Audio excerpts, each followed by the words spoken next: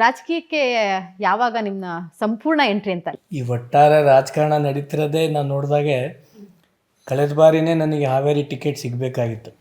ಆದರೆ ದುರಾದೃಷ್ಟ ನನಗೆ ಟಿಕೆಟನ್ನು ತಪ್ಪಿಸಿದ್ರು.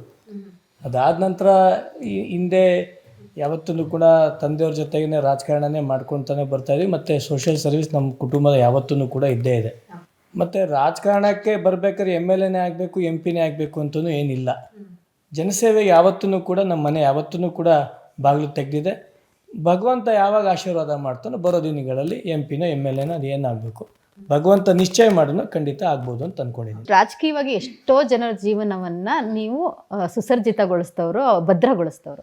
ಮಗನ್ನ ರಾಜಕೀಯಕ್ಕೆ ಎಂಟ್ರಿ ಕೊಡಿಸೋದ್ರಲ್ಲಿ ಸ್ವಲ್ಪ ನಿಧಾನ ಮಾಡಿಬಿಟ್ರಾ? ಲೇಟ್ ಡಿಸಿಷನ್ಸ್ ಆಯಿತು. ನರೇಂದ್ರ ಮೋದಿಯವರು ಒಂದು ಕುಟುಂಬಕ್ಕೆ ಒಂದು ಸೀಟು ಒಂದಿದ್ರು ಅನ್ನೋ ಲೆಕ್ಕದಲ್ಲಿತ್ತು.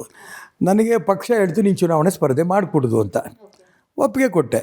ಅದಾದ ನಂತರ ಆಗ ಪಕ್ಷದಿಂದಲೇ ನನಗೆ ಸುದ್ದಿಗಳು ಬಂತು, ಮಗನ್ನ ಒಂದು ಒಳ್ಳೆ ಸ್ಥಾನದಲ್ಲಿ ಕೊಡ್ತೀವಿ, MLA ಕೊಡ್ತೀವೋ MP ಕೊಡ್ತೀವೋ ಅನ್ನೋ ಥರದಲ್ಲಿ ಇತ್ತಲ್ಲ.